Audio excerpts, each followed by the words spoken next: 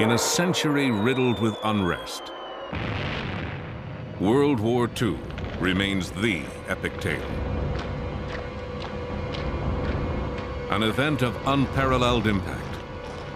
Even now, we are uncovering new information about secret weapons and villainous tactics, about extraordinary heroism and boundless shame, about a time when one life, or one bullet, or one bomb separated infamy and glory, defeat and victory, tyranny and freedom. Untold stories of World War II.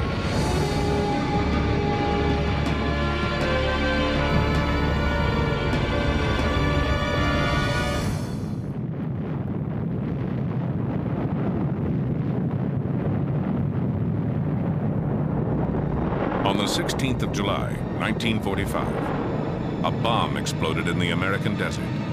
A very different kind of bomb. The furious energy of the atom had been unleashed. That power might have landed in the wrong hands had a few brave men not waged a secret war against Germany's atomic program. At the height of the Second World War, Germany's Nazi Party marched toward global domination, led by its ambitious, remorseless leader. Adolf Hitler had the will to conquer the world. All he needed was the weapon. And he had found the means to make one in the most unlikely place. It was here, in the snow-packed mountains of Norway, that a handful of soldiers on skis fought to stop Hitler's dream of possessing the ultimate weapon. Old men now, they remember how they risked their young lives for the cause of liberty. They will stop at nothing in order to conquer the world. So the feeling they had to be stopped became very, very strong. We were quite certain that if we were caught by Germans, we were all being executed.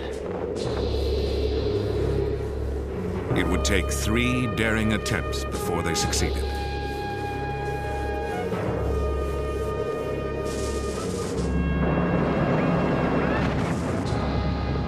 April 9th, 1940. German warships penetrated Oslo Fjord. The Blitzkrieg had come to Norway. Within 2 months, the besieged nation was forced to surrender. Well, it took some time to realize it, actually, but when autumn 1940 came and the darkness came in over Norway, you suddenly realized that it was not the same Norway you had the year before.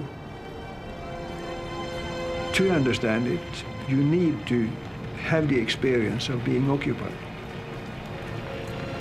To live in an occupied country is the most distressing thing you can do.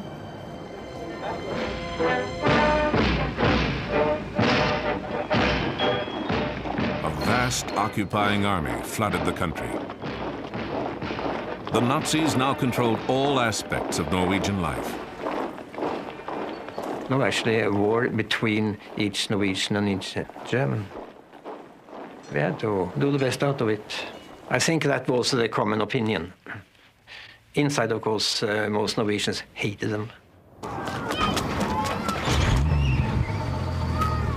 They introduced Gestapo in Norway when they understood that the resistance was coming.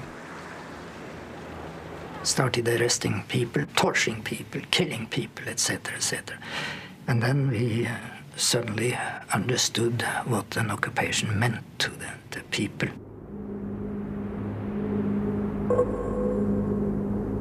Hitler's grasp extended into every corner of the country.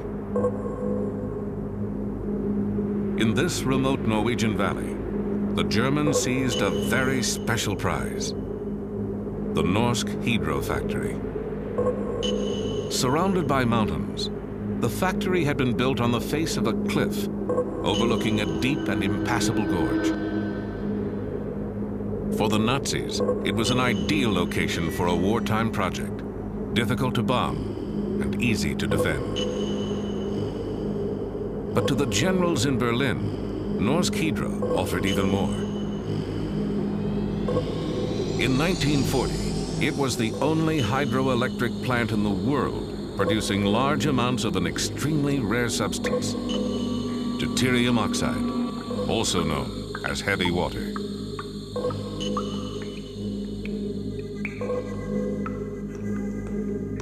As soon as they took control of the plant, production went into high gear.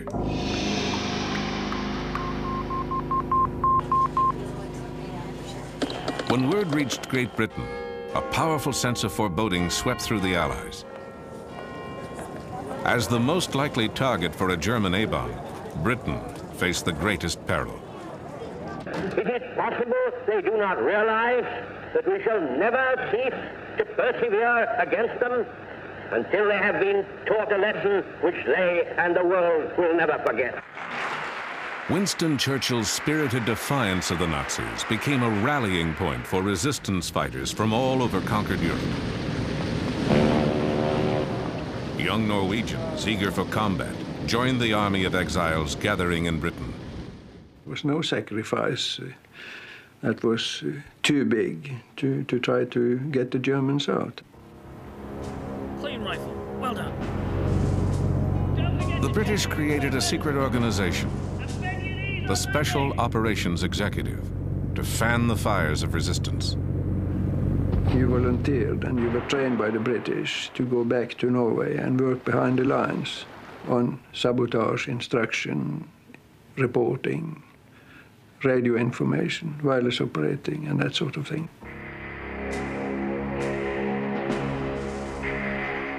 A few young resistance fighters would return to Norway undercover, armed with a plan to destroy the heavy water factory.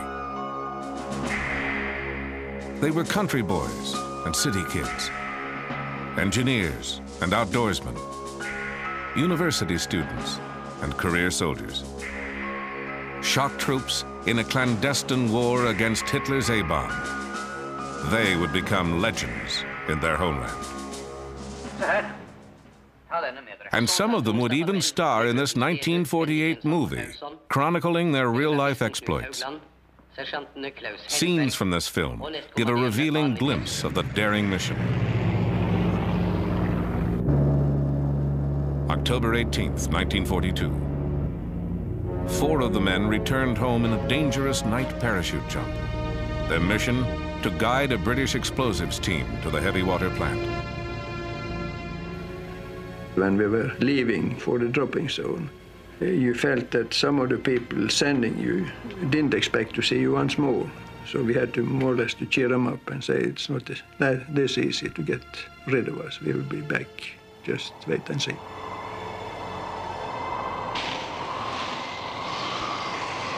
Our target is the heavy water production. That was all. They said it's important and we have to destroy it. I knew that heavy water was important for the Germans' weapon production, but in which way, I had no idea. The commando's first objective was to establish a secret landing field on the Hardangervidda, a huge plateau north of the factory. Crossing that bleak expanse, the Norwegians took over an empty cabin and made radio contact with England. The operation could begin. For the first sortie, the British sent a force in gliders towed by bombers, a plan that needed clear weather. But over Norway, clouds, winds, and snow had cut visibility to near zero. For the Norwegians on the ground, the flight had become a disaster waiting to happen. I tried to get connection with England and warn them, but at that time it wasn't possible. And then suddenly I heard interference in my headphones, and I knew they were not far away. And Shortly after, we also heard the engines of the aircraft, and it came dead on us, passed over us, and disappeared. After about half an hour, the next plane with a glider came, and it came right to us correctly, turned, and went away. The British troops never arrived at the rendezvous point. We got a message from London that both gliders and one of the Halifaxes had crashed in the mountains. So that was the end of the freshman operation. It was a complete disaster. The soldiers who survived the crash were rounded up and executed. The Allies' secret war against the heavy water factory was now exposed. To avoid detection, the commandos withdrew deeper into the Hardangervidda. For weeks, perhaps months, they would have to live off a land where little existed but snow and ice. When this mission on the gliders failed, we had actually no supplies for further stay in the mountains. So we were dependent upon reindeer. But at that moment, there were few or no reindeer at all in our area because of the wind directions. It was so very difficult to get to the reindeers. But the day before Christmas, Jens, he shot the reindeer. Jens learned that if you take the stomach of a reindeer, you get vitamins from the reindeer moss. So we cut up the stomach and took out the reindeer moss or the contents and mixed it with blood and everything and made a nice porridge mixed with brain. And we were eating it, and it probably saved our lives. So Christmas Eve, we had a real fine party.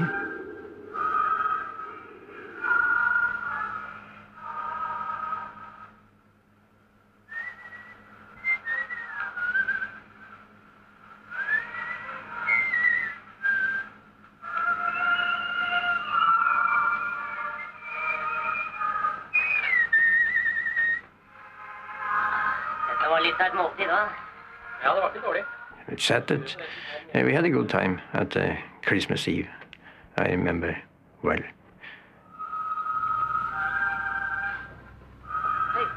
You know your comrades outside and inside.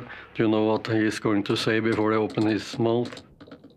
I had endurance. I had a will to hold on when there is nothing in you except the will which says to hold on. They would have to hold on through the darkest months of winter. But each day, the Nazi supply of heavy water was growing, drop by precious drop. London had to make a move. A second Norwegian squad, specially trained in explosives, would drop onto the Hardangervidda and join their comrades in an assault on the heavy water plant. February 16th, 1943. Under cover of night, the 6 new men landed. Now the commandos were ready to strike a blow against Hitler's A-bomb, if they could penetrate the factory's formidable and deadly defenses.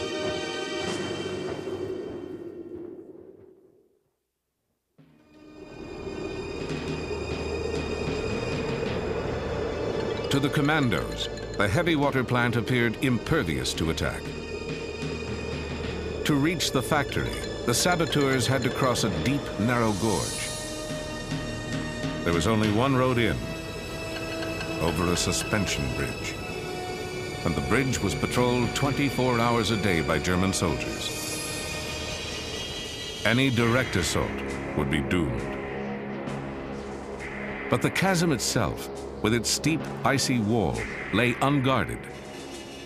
Some of us said we thought it was rather impossible to cross that gorge, but it was decided that one should go down and find out. In daylight, I went down into the valley. I climbed down the gorge, crossed the river, and started climbing up on the other side. And then the same way back, up to my friends up in the mountains, and told the facts that it was possible to cross the gorge.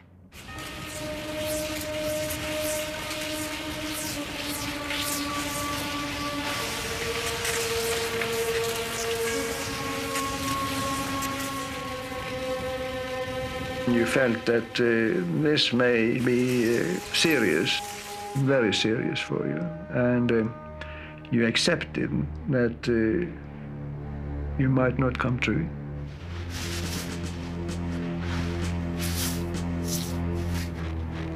And we climbed down the river and up on the other side, and our plan was to get in position for the attack by 11:30, because at 12 o'clock at night there was a guard shift down on the suspension bridge.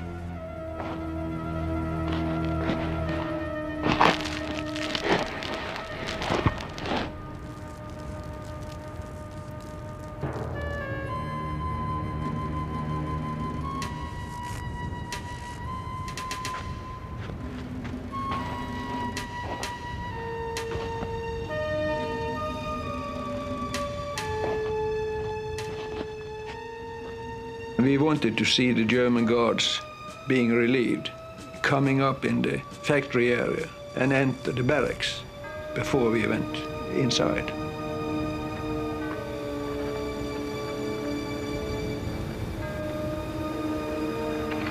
We all thought we would be discovered when we forced the gate, but nothing happened. Two of us carried a full set of charges. In case one should be shot, there should always be reserve. The task for the demolition team: to attach explosives to the heavy water cells located in a basement room. Meanwhile, their comrades on lookout waited. Each passing moment increased the chance of discovery. If we had been discovered, I knew that during such circumstances, you will have to act. So they shoot. If a shot would, of course, maybe spoil the whole operation. Inside, they overpowered a Norwegian workman. Holding him at gunpoint, the saboteurs placed their charges, pausing only to decide how much time they would need to escape before the blast. Suddenly, they were interrupted by their captive. We broke in and said, "It's all right, you may blow the factory, that's all right, but may I have my glasses, because it's hopeless to get no glasses in Norway today." And you would have thought that you probably said, "Damn your glasses, you have no time for looking for glasses." But instead you dropped what you were doing and you searched all around the room, and you found the holster for his glasses and gave him, and he said, "Thank you very much." And so we went on with taping the fuses. You må ha dem, tar jo på nesen. Ut da!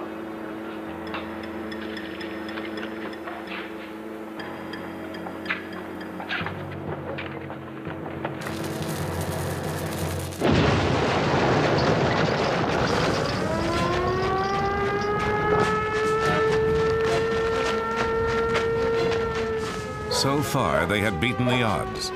Now the commandos had only seconds to make their escape. And after a few minutes, 1 minute, maybe 2 minutes, they were there with us on the railway line. And we ran the same way back as we had come in.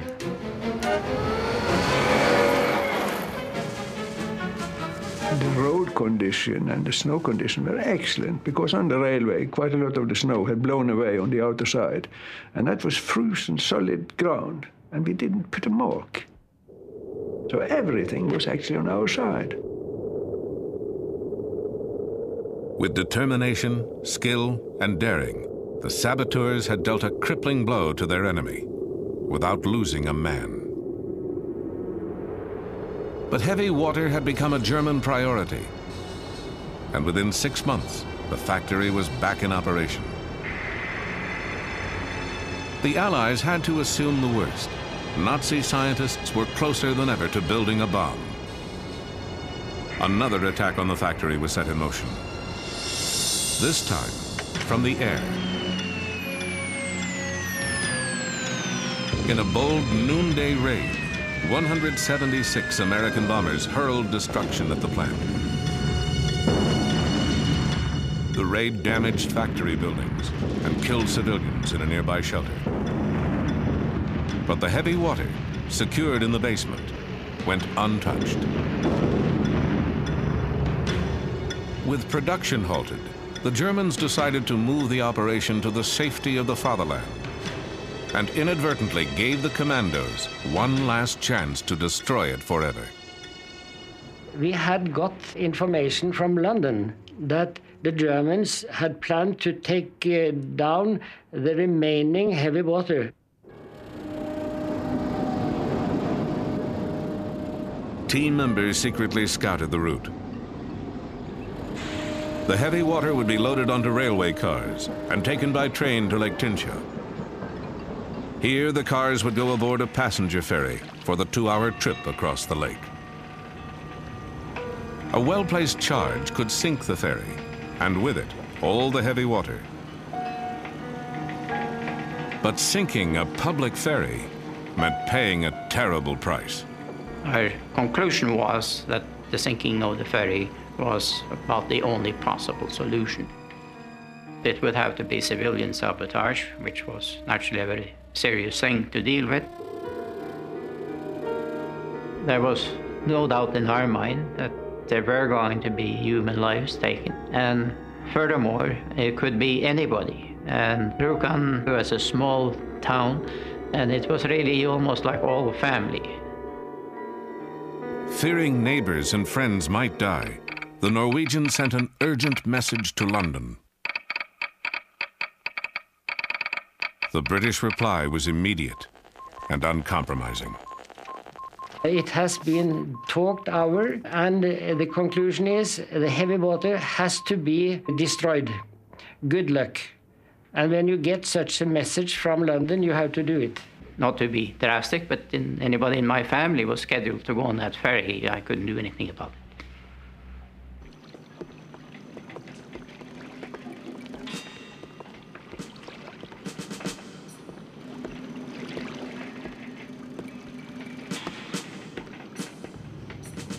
The Germans never put any guards on the ferry.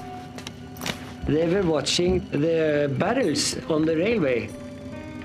But the ferryboat itself was not guarded at all.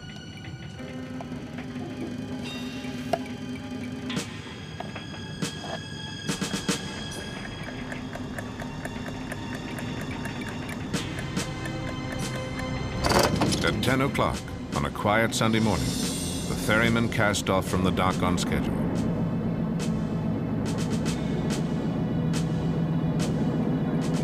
"45 minutes later, at the appointed spot, a blast tore through the bottom of the boat.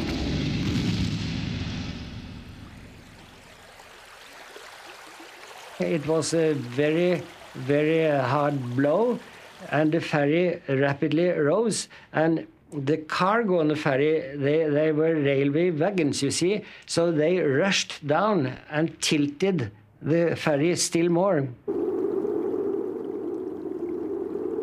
Within moments, the mortally damaged ferry had sunk beneath the surface, carrying with it innocent passengers and Nazi Germany's atomic ambitions.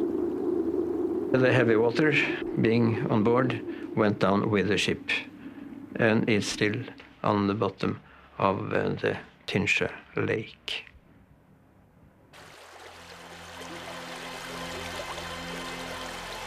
Later, the Allies would learn that the Nazis were never close to an atomic breakthrough.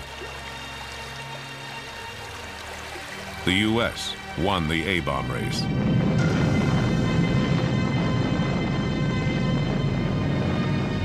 Within months of the German defeat, America dropped the first atomic bomb.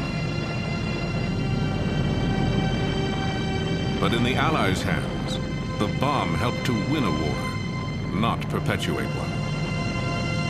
If Hitler had the bomb, he might have used it to devastate the world. the Norwegian resistance fighters did their part to stop him. Their mission was one of the greatest feats of sabotage in military history, something that had to be done at all costs, and was. You have to fight for your freedom and for peace. It's not something that you have every day. You have to fight for it every day, to keep it. It's like a glass bowl. It's very easy to break. It's easy to lose.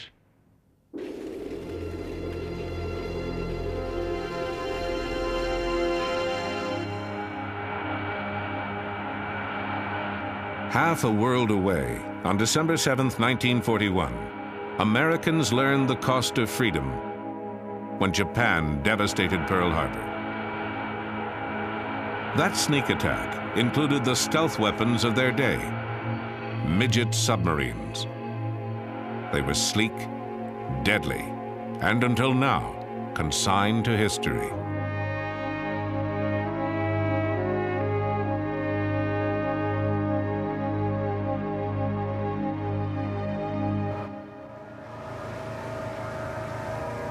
The National Park Service and the U.S. Navy have searched for the wreck of a Japanese midget submarine.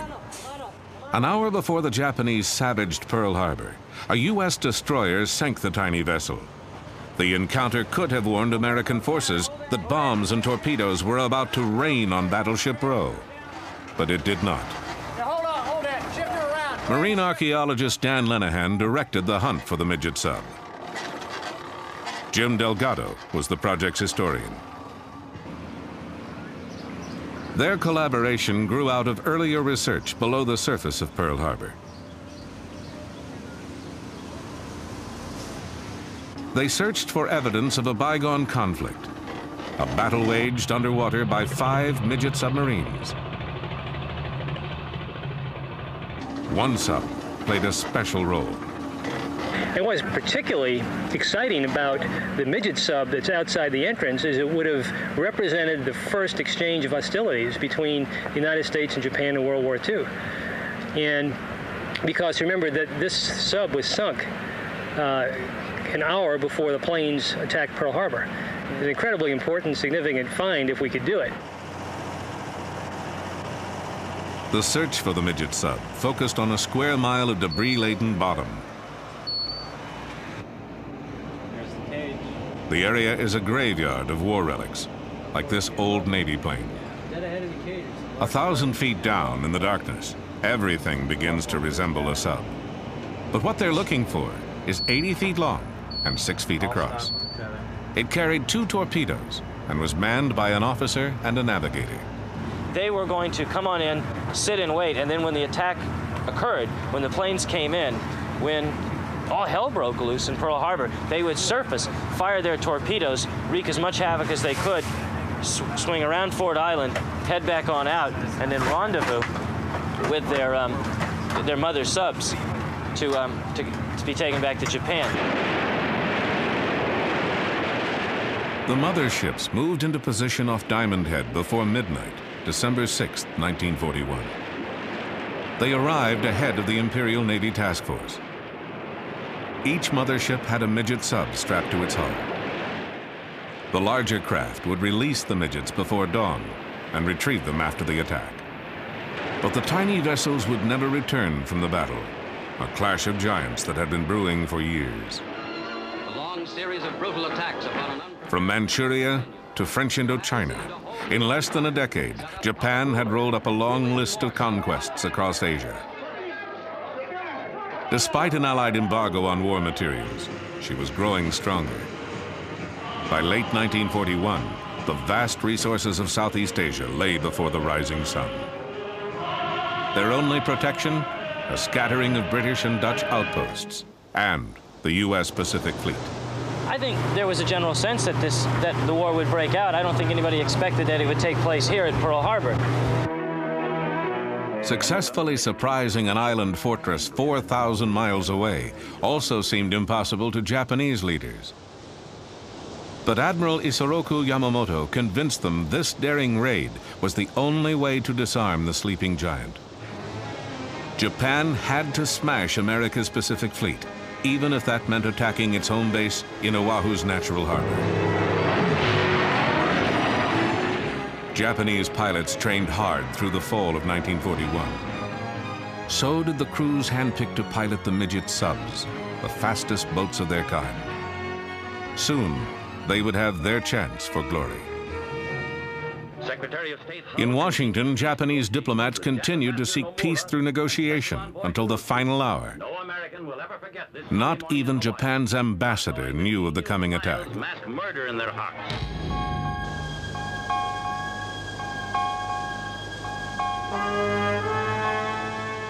December 7th, 1941. As Oahu slept, the Japanese task force brought 350 attack planes into striking distance of Pearl Harbor, just 200 miles away. In Washington, military intelligence teams had broken Japan's diplomatic code. They knew an armada was somewhere in the Pacific, but they did not know its destination. Near Diamond Head, dawn was approaching.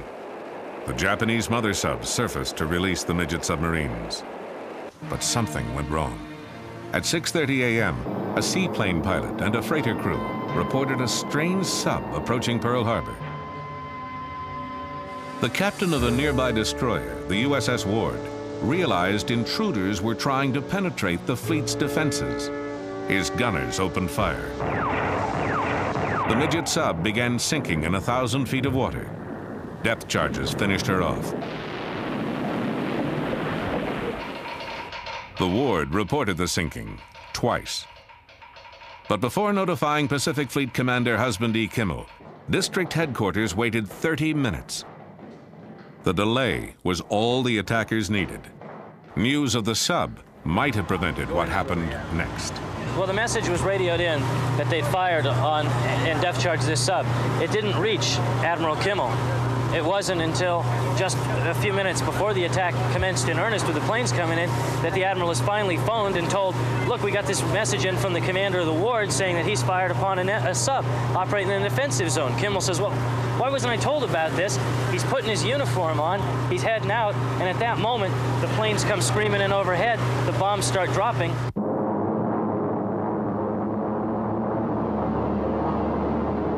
At 5 minutes to 8, 40 torpedo planes roared over Ford Island, bearing the mark of the rising sun.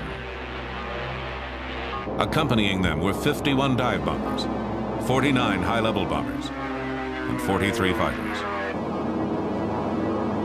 American sailors thought they were seeing a practice drill. Bombs and bullets found them eating breakfast, ironing uniforms, or staring into the fatal sky.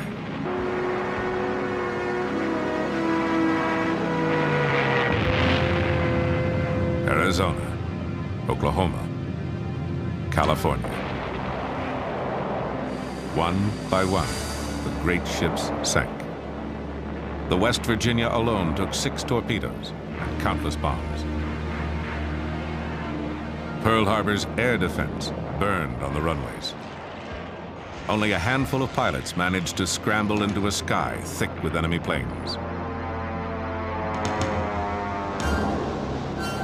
The midget sub's moment had come, but one had been sunk by the Ward.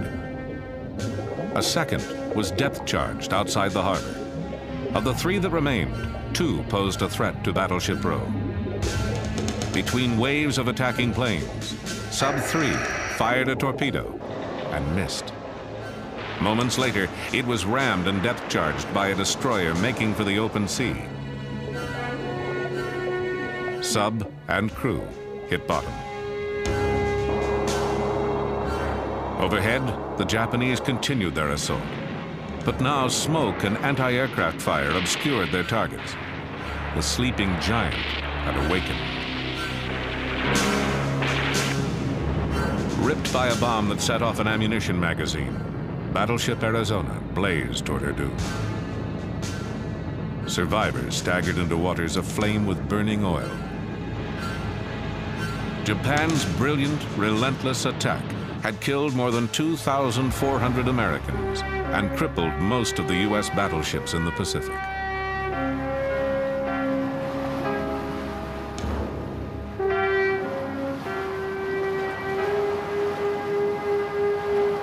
For the midget subs, though, the battle was not as glorious. 2 still roamed Hawaiian waters. Number 4, which may have fired at Battleship Row, radioed news of Japan's victory to the fleet that evening. Then she disappeared, never to be heard from again. The subs may not have seen resounding success, but Japan needed heroes. So the propaganda machine reincarnated their crews as the 9 young gods of Pearl Harbor. This wartime Japanese feature told their story with luxurious exaggeration. In truth, quarters were cramped and reeked of battery fumes. The midget subs helped create confusion at Pearl Harbor, but didn't affect the war's outcome. And what of the last midget sub at Pearl Harbor? Commanded by Ensign Kazuo Sakamaki, it suffered a fate worse than sinking. On December 8th, as President Franklin D. Roosevelt called for war, Sakamaki's sub washed up on the far shore of Oahu, undone by a faulty gyroscope. His submarine wouldn't function right, so he drifted all the way around the island to the opposite end and then around, and went ashore on the morning of December 8th at Bellows, where he and the crewmen assigned to the sub tried to blow the ship up. It didn't work. They jumped into the water. The crewmen drowned, but Sakamaki washed ashore and became the first prisoner of war that the United States captured in the war in the Pacific. POW number 1. Sakamaki spent the war in prison. His sub toured the U.S., helping to sell war bonds, a souvenir of dark days.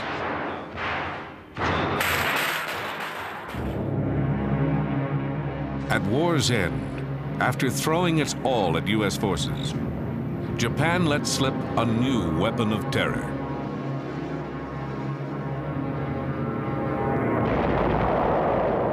For decades, the scars left by kamikaze attacks enforced a silence on both sides.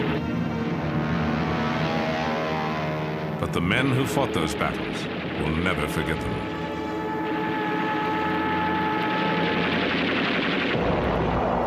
(1944).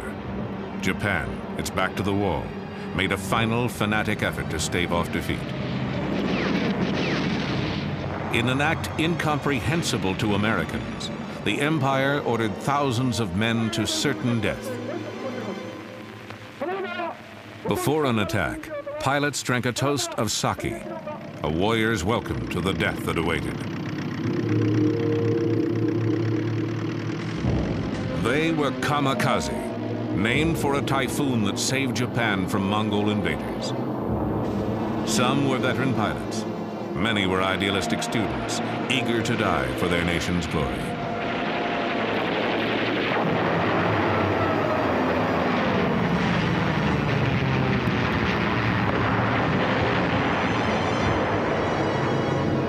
Kamikazes inflicted awful punishment on their enemies. More than 3,000 flyers dove to their deaths. They sank 57 ships and damaged more than 300 others. Their attacks killed at least 3,000 Americans and wounded more than 6,000. The kamikazes were the deadliest weapon ever launched against the U.S. Navy, so frighteningly effective that their existence was initially kept secret from the American public.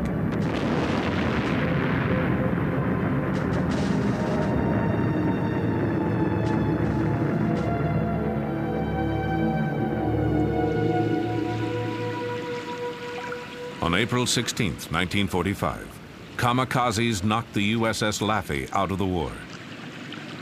The Laffey was rebuilt. She is now a museum ship in Charleston, North Carolina. Today, she's receiving visitors, her skipper and 4 crew members from World War II. You know, the sight of their ship raises a tide of memories for these comrades in arms. Rear Admiral F. Julian Beckton, who died in 1995, was 81 when he gave this interview. He commanded the Laffey during the invasions of Normandy and the Philippines. Steaming toward Okinawa, he knew what perils lay ahead. The kamikazes were the most effective weapon that the Japanese developed during the war. And it was a desperate effort on their part to do it, but they were terribly, they had a terrible effect on our ships out there. Ensign James Townley would win a Silver Star for his valor aboard the Laffey. My opinion of the kamikazes were that they were misguided people. And then we learned more about them. We found out that, yes, they were the sons of the divine wind, or whatever they chose to call them. We call them one-way Charlies. And we were really scared to death of them, because no matter what you did, unless you could shoot them out of the air, they were coming in. Gunners mate Second Class Lawrence Delusky would earn a Bronze Star before his 21st birthday. Everybody has their own way of thinking and their own ideas. And their ways didn't suit us. I certainly didn't feel as complacent as I feel now 45 years later. At that point, I was ready to kill them all. In Japan, another group of old comrades gathers for a reunion. These men were once the elite of the Japanese kamikaze corps, the Thunder Gods. They should be long dead, but they survived. Some because they flew fighter cover, others because seniority kept them out of combat to await America's invasion of the homeland. Now largely forgotten, they once made up an awesome attack force. Their weapon was the Oka, which meant exploding cherry blossom. But Americans gave it the code name Baka, meaning fool. The weapon for another type of kamikaze attack, a Baka bomb captured on Okinawa. It's a 2.5-ton flying bomb dropped from a mother plane and carrying a suicide pilot. 3 rocket propulsion units are set off on approaching the target, giving a maximum level speed of 535 miles an hour.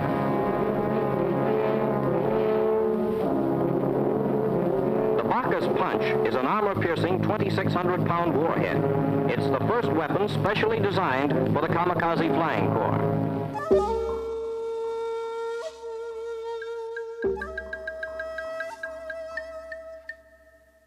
Reserve Lieutenant Hashiro Hosokawa was a senior member of an Oka squadron. じゃあもう簡単に言うと、同じ死ぬにも犬死にという日本の言葉があります。 There is a Japanese word, inujini, die like a dog, meaning die in vain. It is a wasteful death without honor. When I became a pilot, the situation was already so bad that fighting in an ordinary way was no use. We were chosen as elite pilots. Each of us received a headband and a dagger. We thought it was a privilege granted only to the members of the human torpedo unit, the elite Oka Corps, and that we would die gloriously.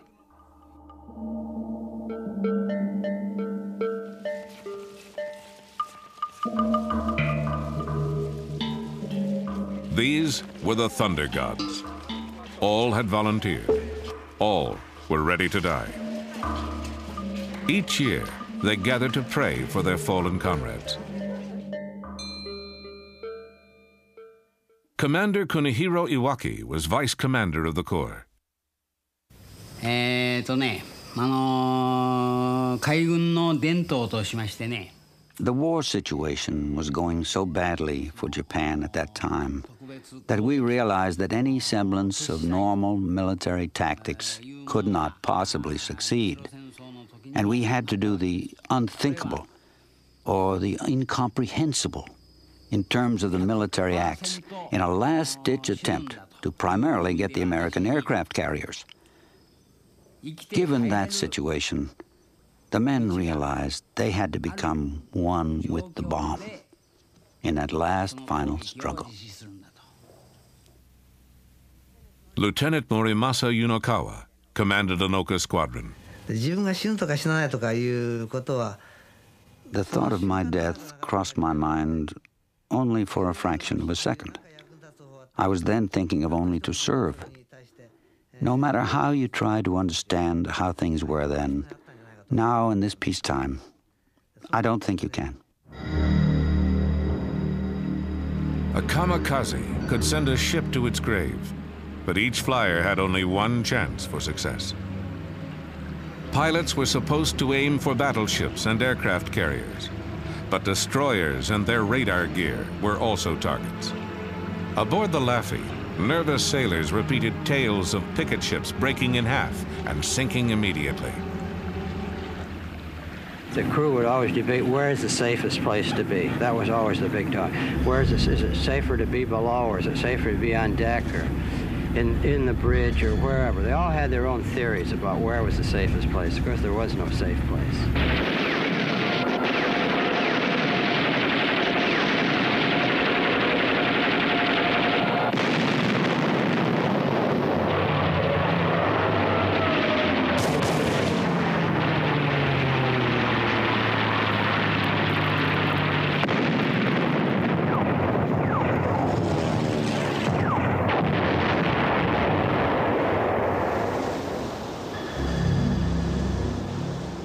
In April 1945, the noose was tightening on Japan.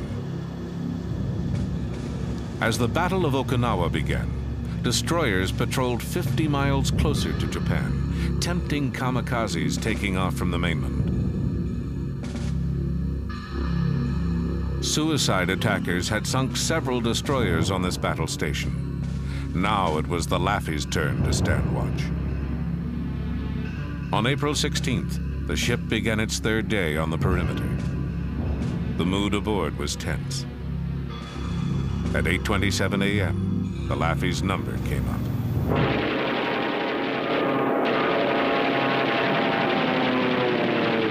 Well, the first ones were they sort of circled around out pretty far, maybe 10,000 yards, and they'd then all of a sudden, it's like some sort of signal, they started coming in, and first they just came in one or two at a time, but then they started coming in several at a time, and you just couldn't take them all under fire, so that's when we started getting hit. For 80 minutes, the Laffey's crew fought off the heaviest kamikaze attack ever on a single ship.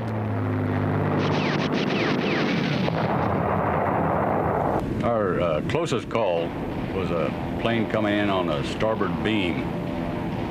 And it was, when I first saw it, it was low on the water, about 10,000 yards out.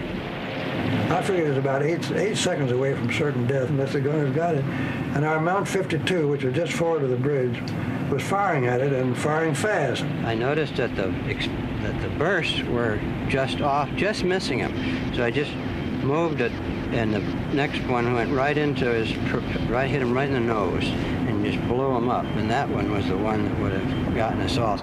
And it just literally disintegrated. And everybody heaved a big sigh of relief. And just after that, then here came one in out of the sky on the port side, and one came in low on the water on the port quarter, and we were at it all over again.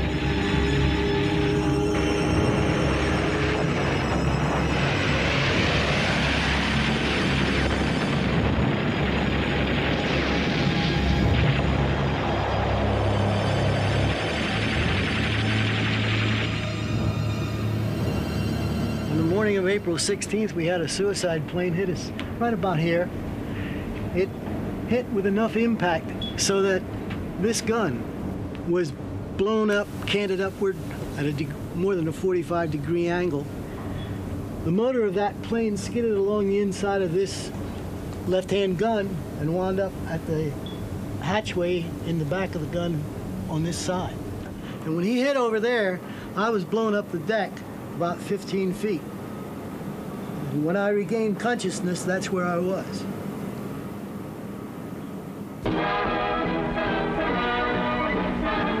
Ripped from stem to stern by the attacks of Jap suicide pilots off Okinawa, the destroyer USS Laffey comes home.